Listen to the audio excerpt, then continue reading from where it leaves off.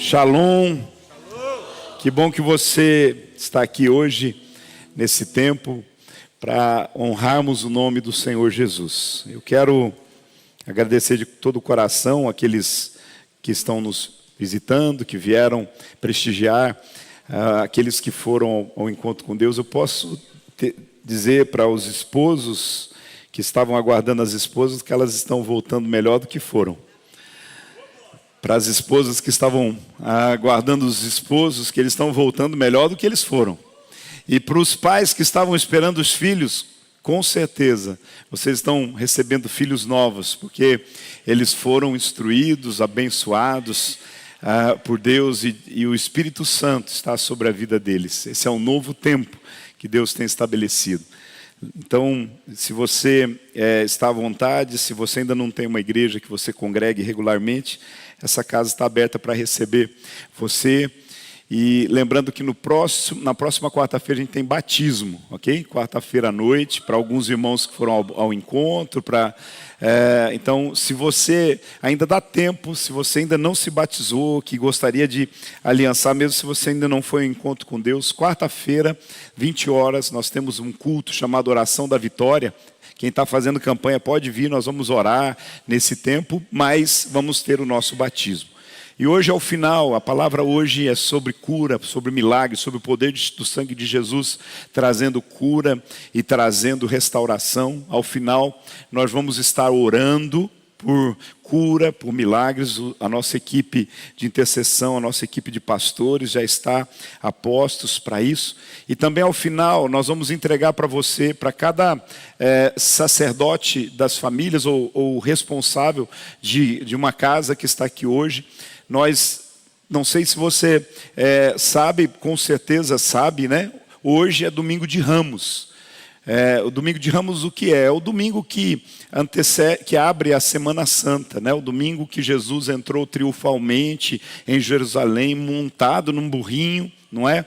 E, na verdade, foi um tempo onde iniciou realmente a via sacra ali de Jesus para o propósito.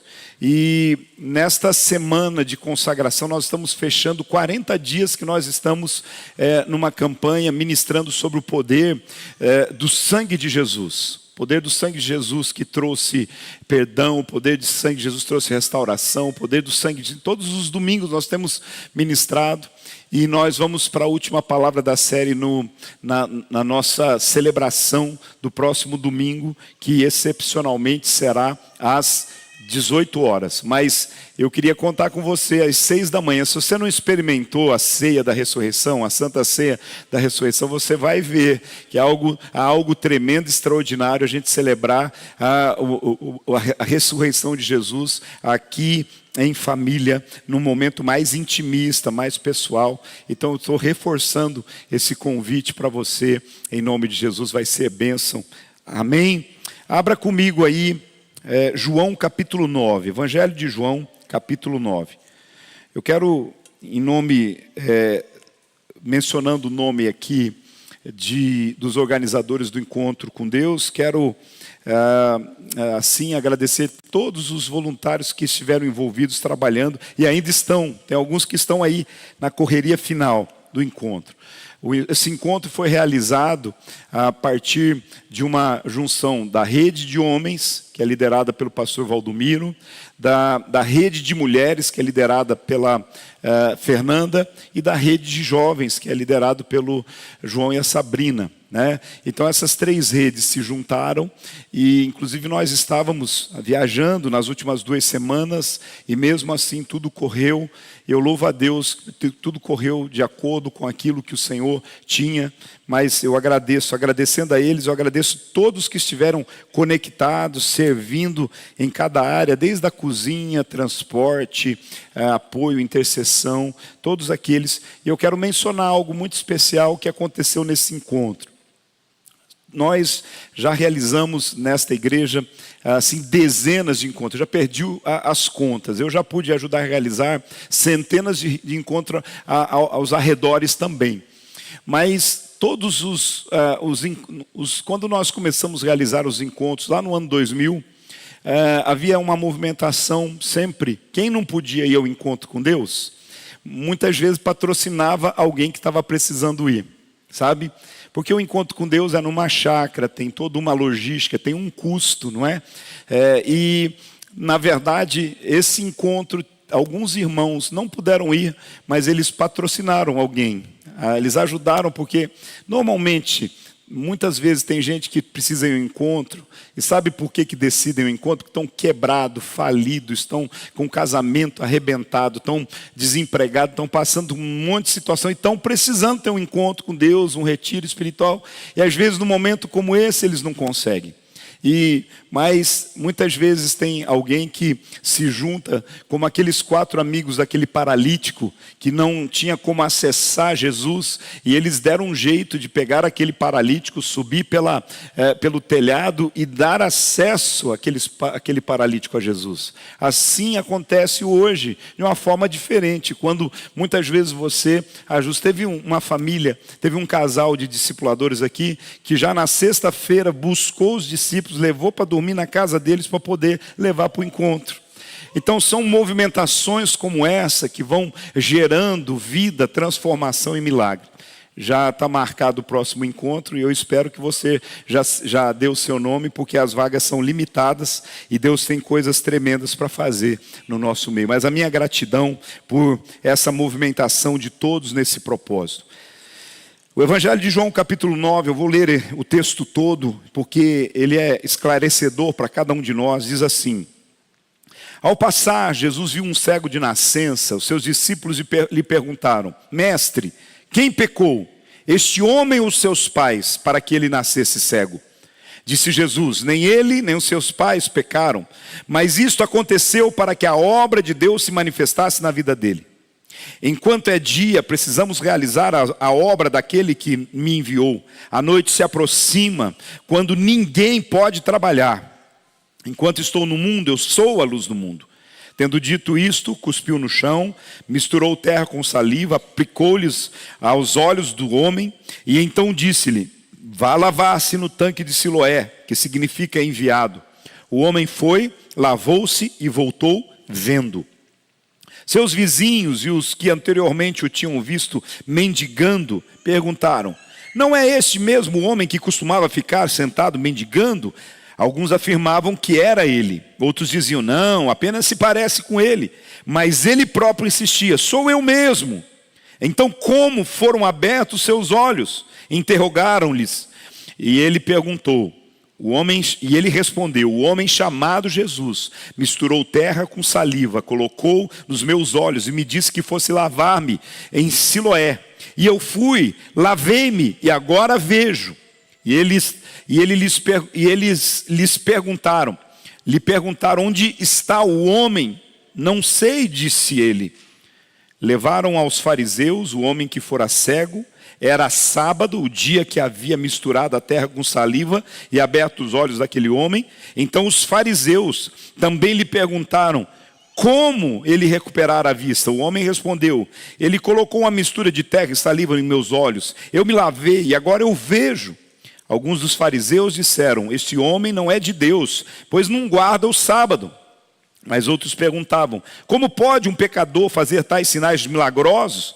E houve divisão entre eles. Tornaram, pois, a perguntar ao cego: que diz você a respeito dele? Foram seus olhos que ele abriu? O homem respondeu: ele é profeta. Os judeus não acreditaram que ele fora cego e havia sido curado, enquanto não mandaram buscar os seus pais. Então perguntaram: é esse o filho ao qual vocês dizem que nasceu cego? Como pode ele ver agora? Responderam os pais: sabemos que ele é nosso filho e que nasceu cego, mas não sabemos como ele pode ver agora, ou quem lhe abriu os olhos. Perguntem a ele. Idade ele tem, falará por si mesmo. Os seus pais disseram isso porque tinham medo dos judeus, pois esses já haviam decidido que se alguém confessasse que Jesus era o Cristo, seria expulso da sinagoga. Foi por isso que os seus pais disseram: idade ele tem, perguntem a ele. Pela segunda vez, chamaram um homem que fora cego e lhe disseram: para a glória de Deus, diga a verdade, sabemos que esse homem é pecador. E ele respondeu: eu não sei se ele é pecador ou não. Uma coisa eu sei, eu era cego, agora eu vejo. Então lhe perguntaram: o que ele fez a você e como abriu seus olhos? Ele respondeu: eu já disse a vocês, não me deram ouvidos. Por que querem ouvir outra vez? Acaso vocês também querem ser discípulos dele? Então eles o insultaram e disseram: discípulo dele é você, nós somos discípulos de Moisés. Sabemos que Deus falou a Moisés, mas quanto a esse nem sabemos de onde ele vem. O homem respondeu: ora, isso é extraordinário. Vocês não sabem de onde ele vem, contudo ele me abriu os olhos. Sabemos que Deus não ouve pecadores, mas ouve o homem que teme e pratica a verdade. Ninguém jamais ouviu que os olhos de um cego de nascença tivessem sido abertos. Se esse homem não fosse de Deus, não poderia fazer coisa alguma. Diante disso, eles responderam: você nasceu cheio de pecado. Como tem ousadia de nos ensinar? E o expulsaram. Jesus ouviu o que haviam expulsado Jesus ouviu que o haviam expulsado e ao encontrá-lo disse: você crê no Filho do Homem? Perguntou o homem: quem é ele, Senhor, para que eu nele creia? Disse Jesus: você já tem o visto, é aquele que está falando com você. Então o homem disse: sim, Senhor, eu creio, e o adorou. Disse Jesus: eu vim a este mundo para julgamento, a fim de que os cegos vejam e que os que veem se tornem cegos. E alguns fariseus estavam com ele, ouviram-no dizer e perguntaram: acaso nós também somos cegos? Disse Jesus: se vocês fossem cegos, não seriam culpados do pecado, mas agora que dizem que podem ver, a culpa permanece em vocês. Queridos, esse texto por si só, ele já fala a respeito de aquilo que o Senhor tem feito e quer fazer nas nossas vidas. É interessante que talvez você nunca tenha olhado todo o impacto dessa revelação, dessa mensagem descrita no capítulo 9 do Evangelho de João. Mas falando sobre o tema de hoje, o poder do sangue de Jesus que trouxe cura e restauração, nós olhamos aqui a palavra, a primeira resposta desse homem a respeito de Jesus está no versículo 25, uma das respostas está no versículo de número 25. As pessoas perguntando: mas quem é esse homem? Ele é pecador? Quem ele é? O cego diz: olha, se é pecador ou não é, eu não sei. Uma coisa eu sei, eu era cego e agora vejo. Quando nós olhamos para esse texto que foi lido aqui, a gente vai perceber uma coisa. Esse texto não está falando apenas de um milagre. Ele não está apenas narrando um milagre, não está tratando apenas de um milagre, mas está falando mais um pouco do que isso. Está falando de sinais proféticos, de sinais que Jesus opera através dos milagres para que as pessoas possam perceber que Ele é o Messias. No grego a palavra é semeia, que fala milagres que geram e que manifestam sinais.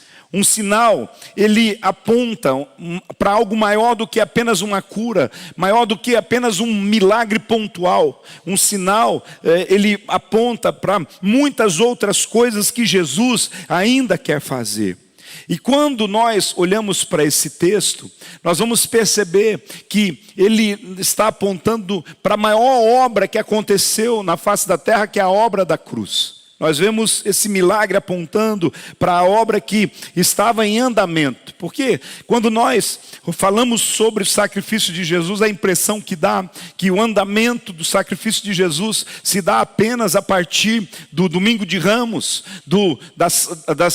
da semana chamada Santa, da semana onde muitos fatos ocorreram e situações e que chegaram até o momento fatídico da cruz. Mas a gente precisa entender que o milagre da redenção através da cruz, ele ele é startado, ele começa a acontecer no nascimento de Jesus. Porque Jesus ele já nasce para um propósito. Ele já nasce com um propósito. Então quando ele nasce, Deus já sabia todo o desenrolar do que ia acontecer. Então toda a jornada de Jesus, desde da sua infância até a sua juventude, quando ele começa a desenvolver o seu ministério, já havia aí o início da caminhada da cruz, que seria na Semana Santa, então consumado, ia ser finalizado. Consumado quer dizer ser completado o propósito, é o que de fato aconteceu. Então esse milagre está apontando exatamente para isso. Existem algumas dimensões da cura e da restauração que nós precisamos entender. Quando nós falamos de cura, nós entendemos logo a respeito de cura física, como esse texto aqui menciona, uma pessoa que era, um homem que era cego de nascença e de repente ele é curado.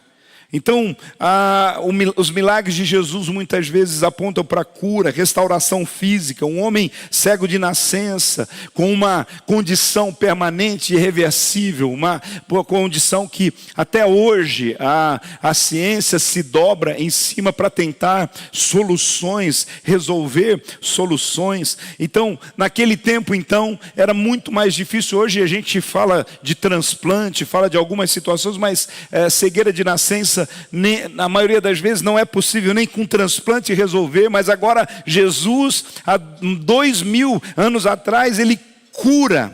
E o que nós vemos é que já muito antes disso, o profeta Isaías já tinha profetizado e declarado que viria aquele que sobre si levaria os pecados, as doenças, as maldições, a miséria, a ruína do mundo, e que por meio do sacrifício de Jesus, como Isaías 53:5 diz, que ele foi traspassado por causa da nossa transgressão, esmagado por causa das nossas iniquidades, e o castigo que nos traz a paz estava sobre ele, e pelas suas pisaduras nós fomos sarados, pelas suas feridas nós fomos curados. A obra da redenção de Jesus, ela é integral. A obra da redenção de Jesus não é só para perdão de pecados, não é só para remoção da culpa. A obra da redenção de Jesus é para trazer a alegria, a abundância, é para trazer a alegria e a abundância hoje, uma vida restaurada no casamento, uma vida restaurada nas relações, e também cura física, cura emocional, cura nos relacionamentos. Então o que nós precisamos entender é exatamente isso. O sangue de Jesus aponta para a redenção do corpo, ainda que a sua plenitude só vai acontecer na ressurreição, porque a palavra é bem clara a revelar isso para nós, que por enquanto nós habitamos num corpo que tem todas as suas dificuldades. O nosso corpo é perecível, suscetível a enfermidades, doenças. A nossa carne é suscetível a pecar, a estar se submetendo a vícios e outras coisas, vícios, compulsões e outras coisas mais. Mas pelo poder do sangue de Jesus, nós temos um milagre que está acontecendo progressivamente. Eu quero dizer isso para você, porque todas as vezes que eu creio, todas as vezes que eu declaro, todas as vezes que eu busco, o Senhor vai realizando milagres na nossa vida. Eu olho aqui e eu poderia mencionar algumas pessoas aqui que já tiveram um diagnóstico de dias contados, de que a morte chegaria rápido, e eles estão vivos e ativos, cumprindo o propósito de Deus. Eu mesmo recebi um diagnóstico que eu seria inválido, que eu seria um adulto inválido. Com 9 anos de idade eu tive um problema de reumatismo no sangue que me paralisava as partes inferiores. Eu tinha que tomar uma injeção Bezetacil 1.200.000 todas as semanas, porque se eu não tomasse, eu travava. E o médico disse aos meus pais: olha, se preparem que depois dos 18 anos vai até parar de tomar a injeção, mas ele vai ser inválido, ele não vai poder crescer como uma criança normal, pular, brincar e fazer o que for. Mas eu quero dizer para você, o Senhor Jesus me curou disso. Eu cresci como uma criança normal, uma adolescente normal. Eu não só jogava bola, soltava pipa, corria com os meus amigos, como eu continuo até hoje saudável. E amanhã eu vou jogar minha bola, se Deus quiser. Ok? Então eu quero dizer uma coisa para você. Jesus cura e Ele mantém a cura. E essa é uma das curas que Ele tem realizado na minha vida. Mas muitas outras Ele quer fazer. Talvez você pergunte, mas como aconteceu? Eu era uma criança, um pastor pregando na igreja.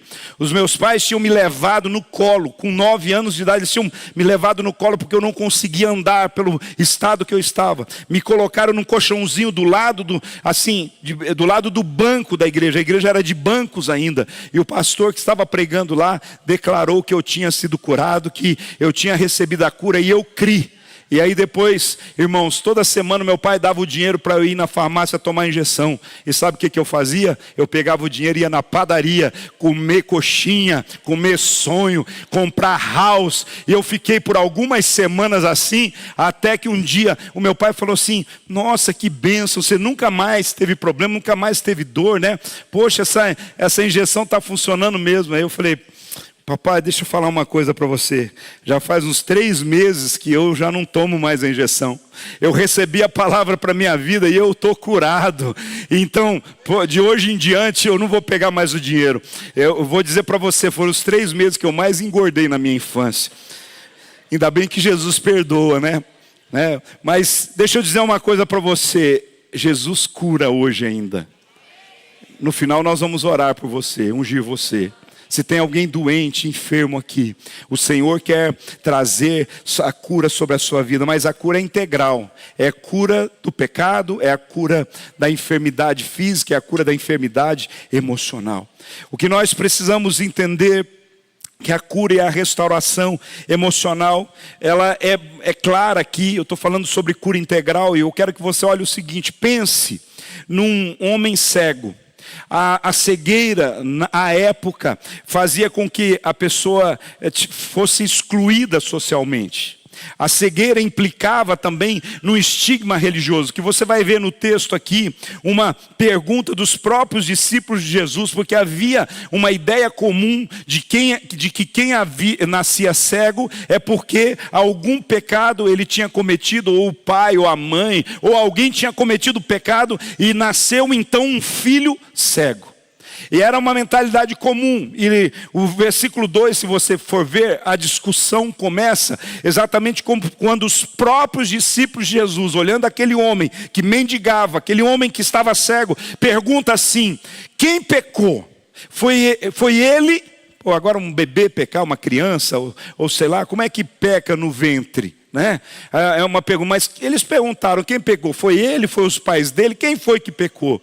Aí começa essa grande discussão, porque havia essa ideia entre correntes judaicas que associavam o sofrimento diretamente ao pecado. Aí Jesus ele entra e rompe essa ideia, rompe com essa lógica religiosa, simplista. E Jesus ele traz uma outra ideia. Ele diz: não foi nem ele, nem os pais, nem ninguém, mas tudo o que aconteceu é para que a glória de Deus seja manifestada. É para que Deus tenha um propósito em tudo que acontece. Então, o que nós entendemos, como Hebreus capítulo 9, versículo 14 diz, é que quanto mais o sangue de Cristo, que pelo Espírito eterno se ofereceu de forma imaculada a Deus, purifica a nossa consciência dos atos que conduzem à morte. Quando nós estamos falando do sangue de Cristo, do sangue de Jesus, o sangue de Jesus para cura não fala apenas de tratar sintomas internos, mas tratar os sintomas interiores, trazendo a cura que nós precisamos na nossa alma, nos nossos sentimentos, em tudo que fizemos. Os irmãos que foram ao encontro com Deus sabem do que eu estou falando. Sabe o que é o Espírito Santo de Deus ter acesso para curar e para restaurar? Cura física, cura emocional e restauração, e cura também e restauração espiritual. O ponto central do texto que nós lemos não é necessariamente a cura física, mas como não? Se é um cego que é curado sobrenaturalmente por Jesus, isso para mim é o ponto principal. Por incrível que pareça, eu quero dizer para você que não é. Aqui o ponto principal era exatamente as pessoas entenderem que era a revelação de Jesus e o seu poder capaz de fazer qualquer coisa. O ponto principal é a revelação de quem é Jesus. E é isso que a gente não entende. Muitas vezes a gente busca um milagre apenas no sentido, não, é um benefício para mim. Quero dizer para você, talvez o seu milagre esteja demorando porque você está esperando um milagre que vai falar que você vai dizer assim, eu fui curado por Jesus. Mas você precisa começar a buscar um milagre. Você fala assim, Jesus, eu quero esse milagre que vai melhorar a minha vida, mas principalmente porque vai ser para a tua glória, que eu vou contar para todo mundo que o Senhor fez isso na minha vida. E eu vou também orar por todo mundo que precisar de um milagre. Porque deixa eu dar uma dica aqui para você. Na área que você é curado, você recebe automaticamente uma unção para curar. Na área que você é liberto, você recebe automaticamente de Deus uma unção para libertar. Na área que você é restaurado, você recebe naturalmente uma unção para restaurar. Eu posso dizer isso para você. Você pode perceber que a maioria dos casais que trabalham com casais, ministrando casais, ensinando casais, discipulando casais, você vai ver a história deles. Na história deles teve rompimento, teve traição. Na história deles teve falência, teve muitas situações. E aí quando eles superam, quando eles vivem um milagre de Deus, eles começam a ter um milagre para compartilhar com a vida de outras pessoas. Então lembre-se de uma coisa, talvez você, às vezes em alguns momentos reclamou, por que Deus permitiu que eu passasse? Por isso que eu estou passando, é para a glória dele. Tudo é para a glória dele. Tudo tem um propósito. Tudo você pode discernir espiritualmente. O problema é que a gente não quer discernir espiritualmente. Então, o ponto central do texto é a revelação de quem Jesus é e o que ele pode fazer e o que ele pode realizar. Um pouco antes do capítulo 9, lá no capítulo 8, versículo 12, Jesus, falando novamente ao povo, disse, eu sou a luz do mundo, quem me segue nunca andará em trevas, mas terá a luz da vida. O capítulo 9 já vem completar ou materializar essa afirmação. Por quê? Porque a cura que é consumada naquele homem, ele não está mais andando em trevas, agora ele está andando na luz. Quem era cego e começa a ver, ele não está mais na escuridão, mas agora ele está na luz. Então você pode ver que tudo isso só acontece porque aquele homem foi capaz de crer. A fé é o elemento principal para que o milagre aconteça. É por isso que muitas vezes, aonde precisa acontecer um milagre, o diabo semeia um monte de gente incrédula. Esse texto aqui tem um monte de gente incrédula. Tem um monte de gente que fala assim, mas ele não era o filho do fulano cego desde nascença. Outros falavam, parece que é, mas não pode ser e tal. E os religiosos vinham dizendo assim, não é possível, esse é um enganador. Mas o que nós percebemos é que a restauração plena de Jesus conduziu este homem a viver o sobrenatural, porque a restauração plena nos conduz inevitavelmente à adoração. Se você é um adorador, você foi restaurado. Se você ainda não é um adorador, diz respeito que há algo que você precisa, é começar a adorar aquele que vive e reina para todo sempre. Como acessar a cura e a restauração pelo poder do sangue de Jesus? Confie na forma como Deus age. Pode ser esquisito, pode ser estranho, pode não ser convencional, porque cuspir no chão, fazer barro, passar no olho, mandar sair numa distância longa para ir ser curado, não é convencional. Às vezes a gente quer o convencional, a gente quer simplesmente que um pastor chame à frente, que coloque um óleo de unção, libere uma palavra de cura e está curado. E às vezes Deus tem outros caminhos, outras maneiras, outros meios. Porque se aquele homem tivesse sido curado assim, só da forma convencional, muita gente não teria ficado espantado ou conhecido, sabido o que tinha acontecido com aquele homem.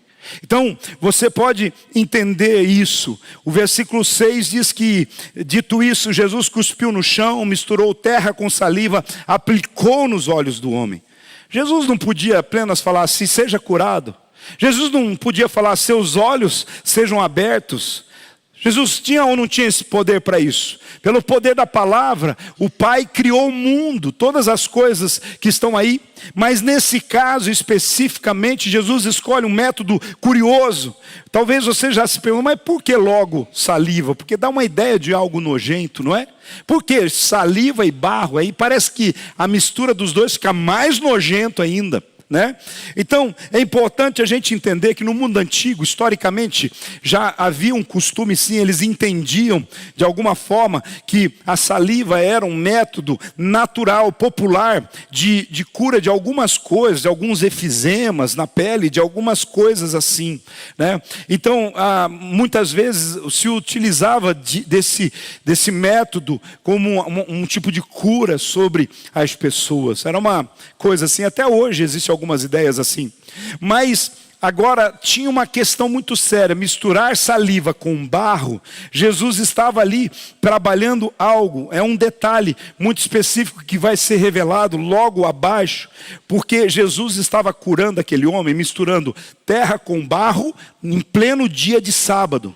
Sábado em Israel era um dia, segundo as tradições, que ninguém podia fazer nada.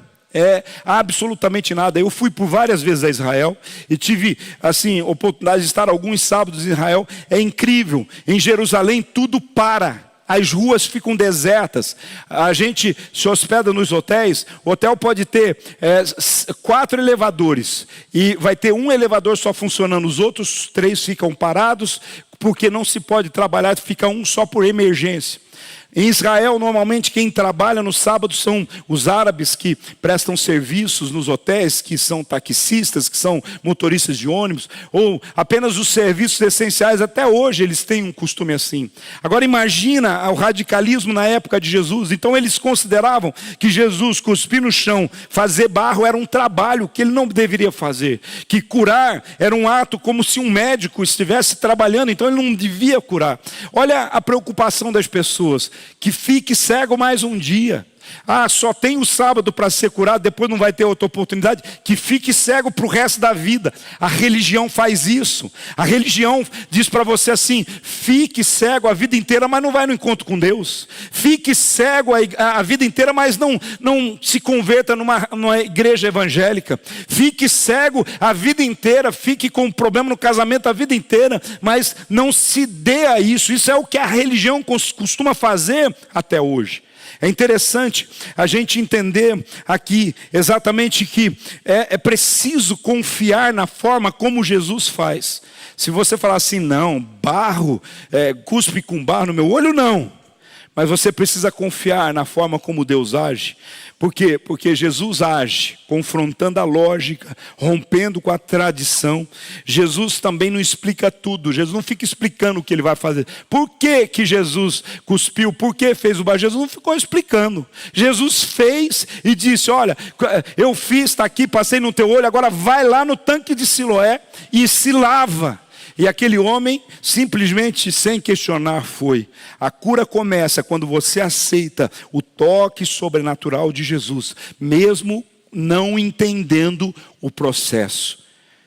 Se você quer experimentar a cura pelo poder do sangue de Jesus, caminhe em obediência à palavra. Vá lavar-se no tanque de Siloé. E ele foi e lavou e voltou vendo. Olha a obediência. Ele simplesmente foi e voltou vendo. O tanque de Siloé, eu estive lá. É um ambiente interessante. Hoje são ruínas apenas que existem. Mas o significado é enviado. Geograficamente o tanque de Siloé, ele estava na parte sul de Jerusalém e ele era alimentado pelo túnel de Ezequias, que hoje só há as edificações lá, onde era incrível a questão do que era capaz a engenharia da época para conduzir água. Então esse poço, ele não era perto de onde estava o homem de onde Jesus fez, cuspiu no chão e fez o barro e passou nos olhos, era longe. Jesus diz para um cego sair de um ponto A para um ponto B.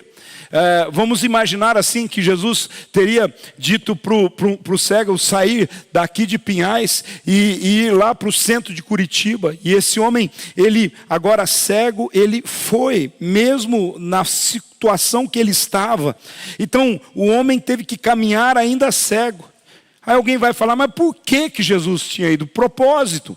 Por que Jesus não já mandou ele curado? E propósito, Jesus estava testando a obediência. Será que a sua cura não tem chegado por desobediência? Será que a sua cura não tem chegado porque você quer do seu jeito? E eu quero dizer para você, não é do seu jeito, é do jeito de Deus. Porque Deus sabe o que é melhor para você. Essa é uma questão que temos que entender na nossa vida. Jesus sempre te envia para algum lugar, para fazer alguma coisa.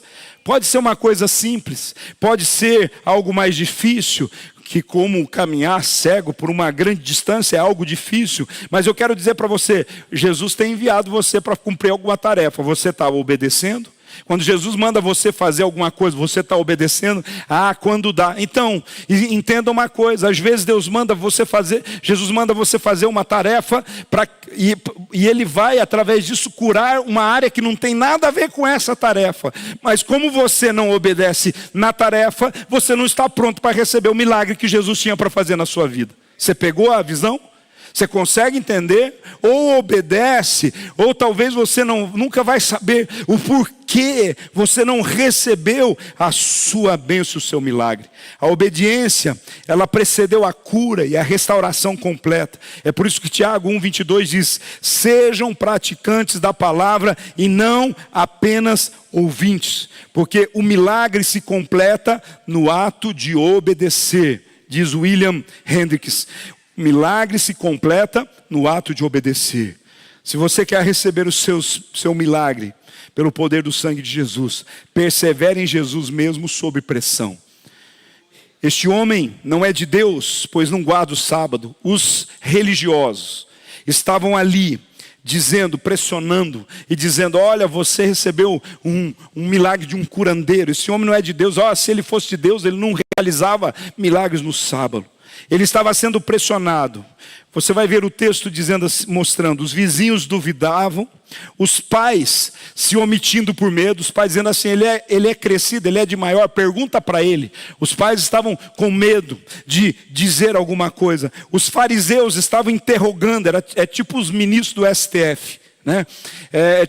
Estavam ali interrogando repetidamente. Havia uma pressão religiosa para tentar impedir que o testemunho do milagre se propagasse, porque à medida que começasse a correr a história que um homem cego tinha sido curado por Jesus, ninguém ia segurar mais. Você imagina que as pessoas poderiam começar a seguir Jesus, não necessariamente por causa de serem convertidos, mas às vezes apenas por curiosidade. Porque quando você sabe que está em um lugar que pessoas estão sendo curadas, quer ver uma coisa? Eu conheci, e eu mesmo já tive em momentos assim, 2 tipos de milagres interessantes que já vi histórias de acontecer. Tinha um pregador que ele orava e as pessoas emagreciam. O precursor do Monjaro, né? Do irmão Jairo. Mas é assim, ele orava mesmo, tinha gente que tinha que segurar a calça, segurar a saia, porque senão ia passar vergonha. E tinha muita gente que ia para os cultos que esse homem fazia.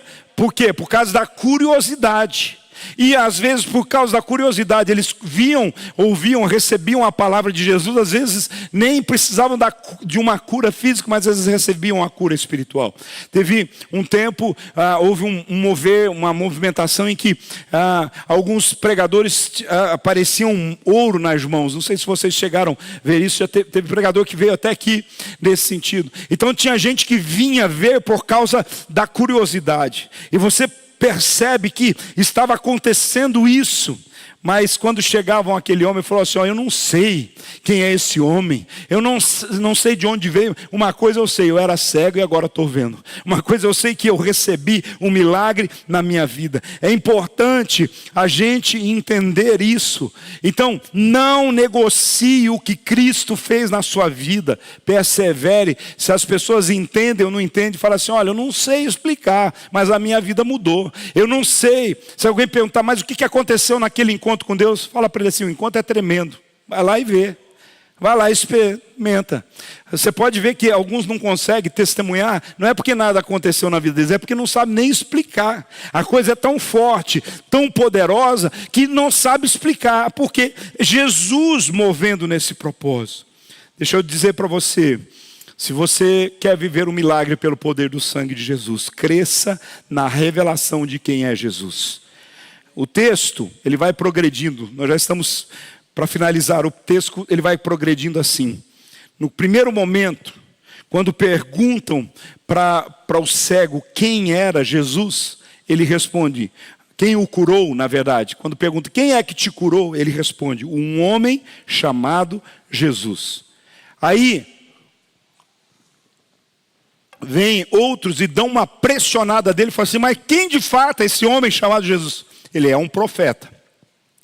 Aí, ainda pressionam de novo, lá no versículo 33, ele diz assim, eu tenho certeza que esse homem é um homem vindo de Deus, porque ninguém que não venha de Deus é capaz de realizar milagres como ele. E no final, quando Jesus se revela definitivamente para ele, e diz para ele, olha, você sabe quem eu sou, ele disse, quem eu te curou e tudo mais, ele não entendia muito claramente disso. Aí Jesus falou, você está diante de quem te curou, está aqui, eu sou o Filho de Deus. E aí, nesse momento, ele reconhece-se e chama Jesus de Senhor, e prostrado adora o Senhor Jesus, porque essa é a revelação. Um homem chamado Jesus, o profeta, um homem vindo de Deus. Quero dizer para você que você vai caminhando com Jesus e você vai crescendo na revelação de quem é e o que ele pode fazer na sua vida. E ele termina assim, adorando ao Senhor, prostrado em reverência. E quando ele você pode perceber que o primeiro encontro produz cura física e emocional.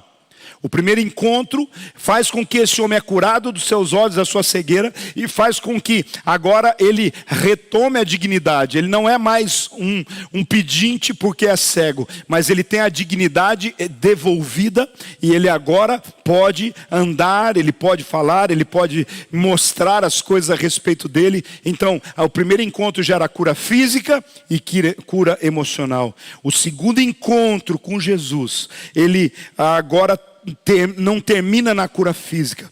Jesus, versículo 35 a 38 diz assim, Jesus ouviu que haviam expulsado o homem, e ao encontrá-lo disse, você crê no Filho do Homem? O homem perguntou, quem é ele, Senhor, para que eu nele creia? E Jesus disse, você já ouviu, é aquele que está falando com você. E então o homem disse, Senhor, eu creio, e ele o adorou. Aí vem a cura espiritual. Aí ele agora mostra que ele está liberto para poder adorar a Deus. O sangue do Senhor Jesus Cristo, ele não apenas purifica os nossos pecados, mas ele não apenas traz o milagre de abrir os nossos olhos físicos, mas revelam o Senhor da nossa vida, o Senhor da nossa história. Então, não pare apenas no seu milagre da cura física. Não busque apenas a cura física ou emocional. Eu quero dizer, Jesus está chamando para você crescer na revelação dele, para você perceber que ele quer te levar a novos níveis, novos lugares, a novos entendimentos, para que você possa inclusive testemunhar e pregar o evangelho a outras pessoas. Você pode se colocar em pé? A pergunta que você precisa fazer hoje não é se Jesus tem poder para curar e para restaurar. A pergunta que você precisa fazer hoje é: o que eu vou fazer com a luz que o Senhor fizer brilhar na minha vida através da cura, da restauração, da salvação e da libertação? Sim, é isso que eu estou desafiando você hoje aqui. Nós vamos orar com você, para que você possa ser curado, mas eu quero orar por você para que você possa ser salvo, para que você possa reconhecer Jesus. Aquele homem, ele terminou aquela experiência daquele encontro poderoso com Jesus aos pés do Senhor Jesus Cristo. Sabe, tem que parar de discutir religião e começar a entender a experiência que Jesus está para fazer na sua vida. Tem que parar de pensar se é certo ou não curar no sábado, se é certo entender que Jesus é Senhor de todas as coisas. Tem que parar de adiar as decisões. O que é que você está adiando? Talvez você tenha sido convidado para aceitar e receber Jesus como Senhor e Salvador da sua vida, e você está adiando. Quem sabe você já está ouvindo a palavra, recebendo a palavra, sendo alimentado nesta casa ou em outra casa ou nas células, e você ainda não desceu as águas do batismo. Esse é um tempo da decisão. Entenda uma coisa: quando Jesus diz para ele, sai daqui desse lugar e vai até o tanque de Siloé, tem um significado também. Jesus está dizendo para você que você precisa ir ao tanque, ao lugar do batismo, onde muitas coisas vão clarear na sua mente, no seu coração. A revelação de Deus vai vir sobre a sua vida. Sabe, é importante você entender que Jesus quer trazer algo completo na sua vida, o seu coração. O que é que você quer viver? Você quer andar na luz, escolher andar com Jesus, render as áreas da sua vida no seu coração? Porque a palavra de Deus diz assim: mas se andarmos na luz, como Ele está na luz, temos comunhão uns com os outros, e o sangue de Jesus, o seu Filho, nos purifica de todo o pecado. Os intercessores, hoje é um dia de decisão, hoje é um dia de entrega. E se você quer receber Jesus agora como Senhor e Salvador da sua vida, quem sabe você esteja afastado da casa do Senhor, eu creio que você não estaria aqui se você não acreditasse. O nível da fé, o nível de crer, você já recebeu. Mas talvez você esteja estagnado e não foi a um outro nível. Deixa eu lembrar para você uma parte dessa palavra que foi muito importante. Aquele homem só foi curado depois que ele obedeceu Jesus. Aquele homem não foi curado imediatamente quando Jesus cuspiu no chão e passou o barro nos seus olhos. Aquele homem foi curado quando Jesus, depois de cuspir no chão e passar o barro nos seus olhos, Jesus disse: agora você sai andando e vai até o tanque de Siloé. Talvez ele podia dizer assim: que vergonha, Jesus, não basta estar cego, agora eu vou sair daqui andando com barro nos meus olhos, passar a cortar a cidade inteira, o que vão dizer de mim? Não importa o que vão pensar de mim, eu quero é Deus e o que Ele tem para fazer na minha vida. Receber Jesus como Senhor e Salvador é uma obediência que a gente precisa ter para todo aquele que crê. E hoje eu quero te oportunizar para que você possa ir para um novo nível do que Deus quer dar na sua vida.